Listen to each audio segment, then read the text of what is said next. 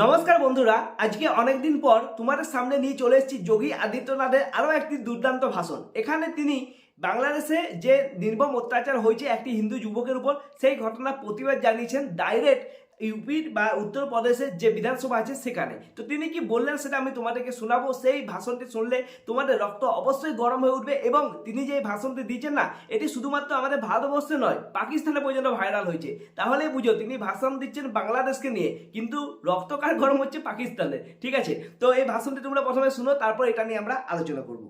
कब्जा करने की प्रवृत्ति, मैं आपको इस बात के लिए आश्वस्त करता हूं, कब्जा कोई भी करेगा किसी भी स्मारक पर, किसी भी पौराणिक स्थल पर, वो कोई भी होगा, उसको छोड़ूंगा तो नहीं।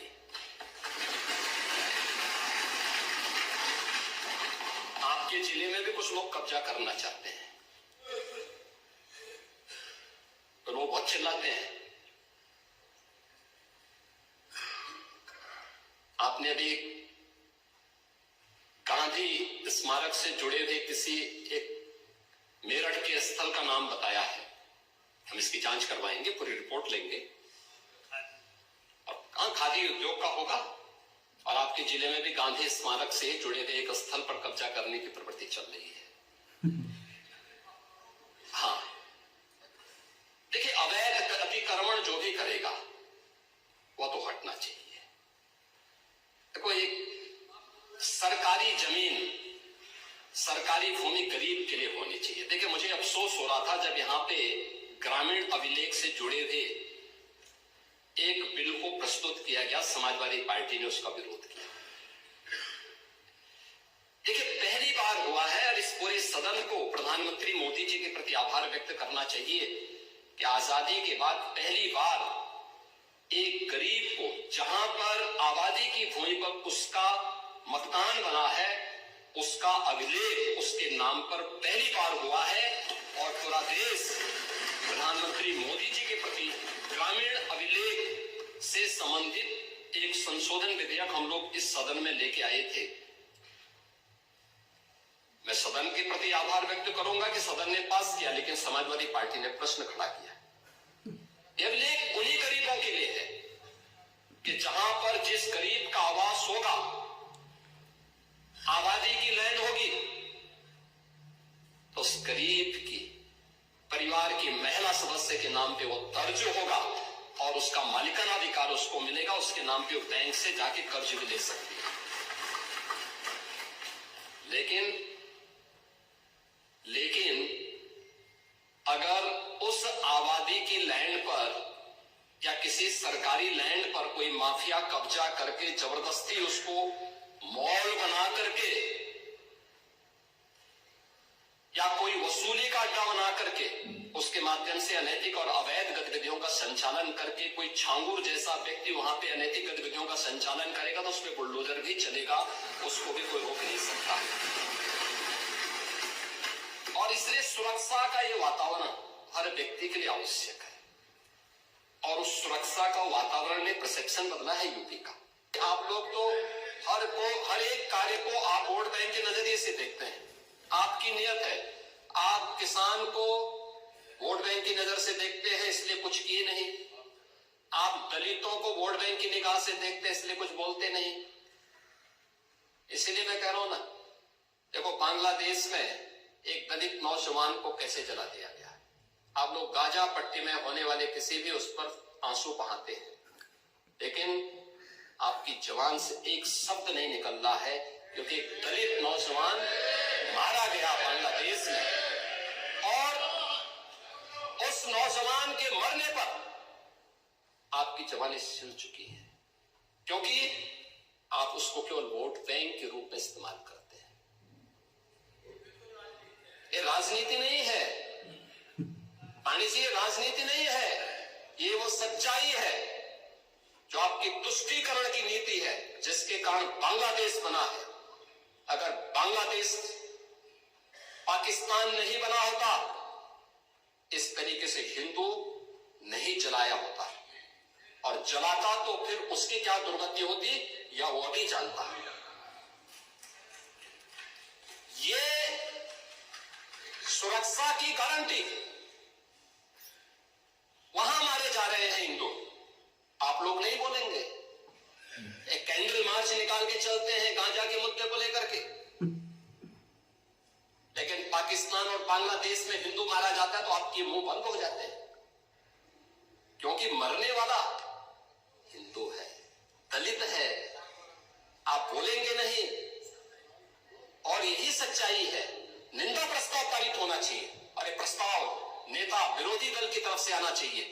इस घटना की हम भर्त्सना करते हैं और बांग्लादेश सरकार को इस बात की चेतावनी देता हूं। इसीलिए हम कह रहे हैं, नोट करना, ये चीजें होनी चाहिए और हमारा भी प्रयास होना चाहिए।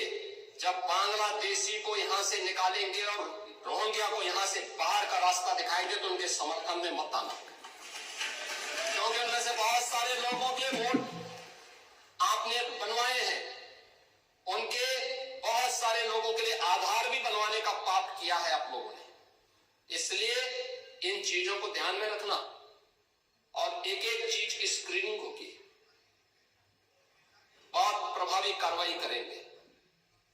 हमारे ही देश में रह करके हमारे लोगों के खिलाफ अपराध और वहां पे निर्दोष हिंदुओं पर अत्याचार करोगे, निर्दोष सिखों पे अत्याचार करोगे, ये स्वीकार्य नहीं हो सकता है। कब्जा আচ্ছা, তাহলে তোমরা পুরো ভিডিওটা দেখলে তো? এই জন্যই আমার যোগী আদিত্যনাথকে এতটা ভালো লাগে। তাহলে ভাষণটা তোমরা শুনলে তো? বাংলাদেশে যে হিন্দুদের উপর অত্যাচার করা হচ্ছে সেটা নিয়ে তিনি ডাইরেক্ট বিধানসভা থেকে বললেন, এবং শুধু বললেন তা নয়, বিরোধীদের পুরো মুখে আয়না দেখিয়ে দিলেন। কেন এই কথাটি বলছি? কারণ গাজায় যদি কিছু হয় তারা ক্যান্ডেল মার্চ করে, ক্যান্ডেল নিয়ে তারা রাস্তায় বের হয়, কিন্তু এই যে হিন্দু যুবককে জ্যান্ত জ্বালিয়ে মেরে ফেলা হলো সেই ঘটনা নিয়ে এরা সবাই চুপ। ঠিক আছে, শুধুমাত্র এটা যে ইউপিতে হচ্ছে তা নয়, পশ্চিমবঙ্গ আমরা দেখছি মুখে এক দুটো কথা বললো, কই তৃণমূল থেকে তো একটাও আমরা সভা দেখতে পেলাম না, একটা আন্দোলন দেখতে পেলাম না যে কেন বাংলাদেশে হিন্দুদের অত্যাচার করা হবে। উল্টে যখন বিজেপি যখন পশ্চিমবঙ্গে আন্দোলন করছে তো বলছে এখানে আন্দোলন করে কি হবে, দিল্লি সরকারকে বলো তারা বাংলাদেশের উপর ব্যবস্থা দেয়, এখানে আন্দোলন করে কিছু হবে না। কিন্তু যদি সেখানে এসআইআর এর প্রবলেম হয়, এসআইআরটা তো রাজ্য থেকে তো কিছু করার নেই, তা করতে গেলে তাকে কেন্দ্রে যেতে হবে, দিল্লি যেতে হবে। কিন্তু এসআইআর আন্দোলন মমতা ব্যানার্জি করছেন কোথায়? পশ্চিমবঙ্গে, কলকাতাতে। দেখতে পাচ্ছ তাদের নানা রকম আন্দোলন হচ্ছে, কিন্তু হিন্দু যুবক যে মারা গেল সেটা নিয়ে তাদের কোনো আন্দোলন হচ্ছে না। এরপর বলি, এই যে যোগী আদিত্যনাথ যে কথাটা বললেন বুলডোজারটা কিন্তু তিনি নিয়ে এসেছিলেন। তারপর আস্তে আস্তে সেটা দেখে আসামের সরকার হেমন্ত বিশ্ব শর্মা যিনি মুখ্যমন্ত্রী আছেন তিনিও কিন্তু এই বুলডোজারটি চালু করেছেন। এবং যদি পশ্চিমবঙ্গে বিজেপি আসে এখানেও কিন্তু সেই বুলডোজার চালু হবে, কারণ পশ্চিমবঙ্গে অনেক ইলিগাল বাংলাদেশিরা আছে বা ব্যক্তিরা আছে যারা কিন্তু অনেক রকম অত্যাচার করছে, তো তাদের উপরও নানা রকম ব্যবস্থা নেওয়া হবে। এটা তো মানে বুঝতে পারাই যাচ্ছে। ঠিক আছে, বিজেপি এলে এই জিনিসটা অবশ্যই হবে। এরপর বলি, এই যে যোগী আদিত্যনাথ কি বললেন যে নিন্দা প্রস্তাব হওয়া দরকার আর এটা আনা দরকার বিরোধীদের কাছ থেকে। দেখো এইরকম একটা ভাষণ আমরা তো একবারও মমতা ব্যানার্জির মুখ থেকে বিধানসভায় একবারও দেখতে পেলাম না। আমাদের বিধানসভা দরকার, আমরা পশ্চিমবঙ্গ, বাংলাদেশে এতটা কাছে আমাদের বাড়ি, আমাদের কোথার ভাষা সব কিছু সমান একই রকম, তো তাহলে আমাদের যে বিধানসভা সেখান থেকে একটা নিন্দা প্রস্তাব অবশ্যই পারিত হওয়া দরকার ছিল। কই সেটা তো এখানে হলো না। কিন্তু উল্টে এখানকার যারা সরকারে আছেন, সরকারের তরফে বা তৃণমূলের যারা লোকেরা আছে তারা বলছে এখানে আন্দোলন করে কি হবে, আন্দোলন করতে হলে দিল্লিতে গিয়ে আন্দোলন করো, দিল্লির সরকারকে বলো কিছু ব্যবস্থা নিতে। তাহলে বুঝতেই পারছো রাজনীতিতে কোন জায়গায় চলে গেছে। আর যোগী আদিত্যনাথ ডাইরেক্ট এদিকে বলে দিলেন, বিরোধীদের বলে দিলেন যে এটা হচ্ছে পুরো ভোটের জন্য রাজনীতি করছেন। তো এই রাজনীতিতে কি এমন রাজনীতি তোমরা বুঝতেই পারছো যে দেখো মমতা ব্যানার্জি পর্যন্ত এই বাংলাদেশে যে ঘটনা হলো সেটা নিয়ে বেশি কিছু বলতে পারছেন না। পাকিস্তানের যে যদি কোনো ঘটনা হয় সেটা নিয়ে বেশি কিছু বলতে পারে না, কারণ এতে কি হবে তাদের যে মুসলিম ভোটটা আছে সেটা তাদের হাতছাড়া হয়ে যাবে। তো এই মুসলিম ভোটের জন্য তারা নিজেরা হিন্দু হোক হিন্দুকে সাপোর্ট করতে পারছেন না। এই ঘটনাটা সবচেয়ে বেশি কষ্টের, সবচেয়ে বেশি দুঃখের। আর তারপর বলি যোগী আদিত্যনাথের মতো মুখ্যমন্ত্রী যে জায়গাতে থাকবে সেখানে হিন্দুদের উপর অত্যাচার তো দূরের কথা, হিন্দুদের উপর কেউ হাত লাগাতে পারবে না। এই কথাটা যদি আমি ভুল বলছি বা আমার কথা যদি তোমাদের ভুল মনে হয় অবশ্যই কমেন্ট করে বলো, আর যদি ঠিক মনে হয় সেটা তোমরা কমেন্ট করে জানাও। পুরো ভিডিওটা আমি তোমাদেরকে দেখালাম যোগী আদিত্যনাথের এই ভাষণটা তোমাদের কেমন লাগলো, কারণ এই ভাষণটা শুধুমাত্র পশ্চিমবঙ্গ বা ভারতবর্ষে নয় পাকিস্তানে পর্যন্ত ভাইরাল হয়েছে। আর বাংলাদেশের লোকেরা যদি হিন্দি বুঝতে পারে তাহলে তাদেরও অবশ্যই সেখানেও ভাইরাল হওয়ারই কথা। ঠিক আছে, তো এই ভিডিওটি কেমন লাগলো অবশ্যই কমেন্ট করে জানাও। ভিডিওটি যদি ভালো লাগে লাইক করো, শেয়ার করো, চ্যানেলটি সাবস্ক্রাইব করো, ছোট্ট চ্যানেল সাবস্ক্রাইব করে সাপোর্ট করো। দেখা হবে নেক্সট ভিডিওতে, ততক্ষণের জন্য নমস্কার।